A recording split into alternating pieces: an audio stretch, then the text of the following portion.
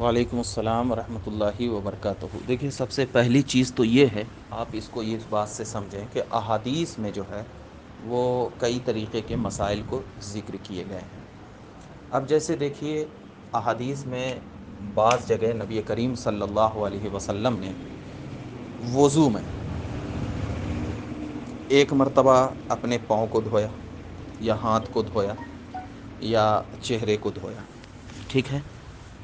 کہیں پر ہمیں حدیث ملتی ہے کہ نبی کریم صلی اللہ علیہ وسلم نے اپنے ہاتھ پاؤں وغیرہ کو تین تین مرتبہ دھویا۔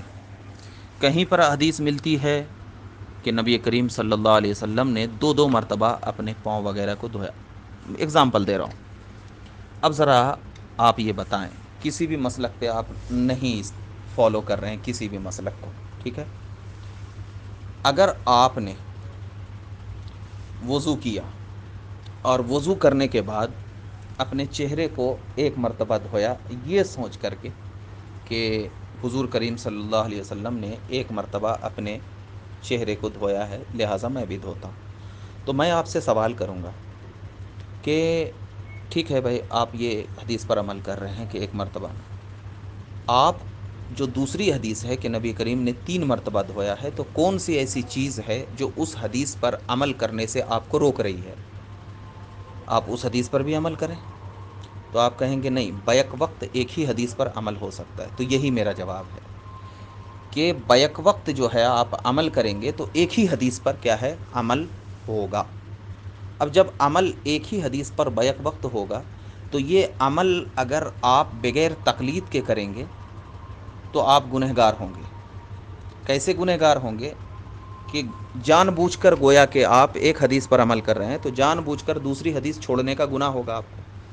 لیکن یہی اگر تقلید کو ساتھ لے کر کے عمل کریں گے تو آپ کو اس میں ثواب ملے گا، جیسا کہ بخاری شریف کی حدیث میں ہے، یہ ترمذی شریف کی حدیث میں ہے کہ جب کوئی بندہ اپنے علم اور فکر سے کسی مسئلے میں تجدید کرتا ہے تو اگر اس میں وہ گنہگار بھی ہو جاتا ہے، غلط بھی ہو جاتا ہے، تو اللہ اسے ایک نیکی عطا فرماتا ہے، ٹھیک ہے۔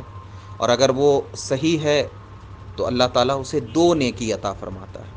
اب ذرا آئیے، یہ اس حدیث کی روشنی میں اگر مان لیا جائے کہ وضو میں امام اعظم کے نزدیک تین مرتبہ دھونا سنت ہے، امام شافعی کے نزدیک کیا ہے،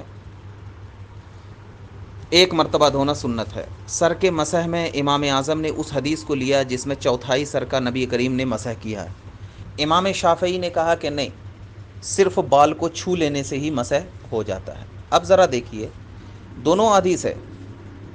اب اگر ہم صرف بال کو چھوتے ہیں تو پھر اس حدیث پر عمل ممکن نہیں ہوگا جس میں نبی نے چوتھائی سر کا مسح کیا ہو، ٹھیک ہے۔ لیکن اگر ان دونوں میں سے، یعنی امام اعظم ہو یا امام شافعی، دونوں میں سے اگر کوئی غلط بھی ہوگا اور ہم ان کے فالوور ہوں گے تو ہمیں ایک نیکی ملے گا۔ لیکن اگر ہم کسی کے فالوور نہیں ہیں اور ہم اپنے سے عمل کر رہے ہیں تو ہمارے اندر اتنا علم نہیں ہے کہ ہم کسی مسئلے میں تجدید کر دیں، تو جس کی وجہ سے ہم گنہگار ہوں گے چھوڑنے کی وجہ سے۔ لیکن تقلید میں یہ ہوگا کہ اگر ہم فالوور ہوتے ہوئے اگر ہم نے عمل کر لیا اور ہم سے وہ غلطی بھی ہو گئی تو ان کے صدقے میں ہمیں ایک نیکی ملے گا، تو یہ فائدہ ہے۔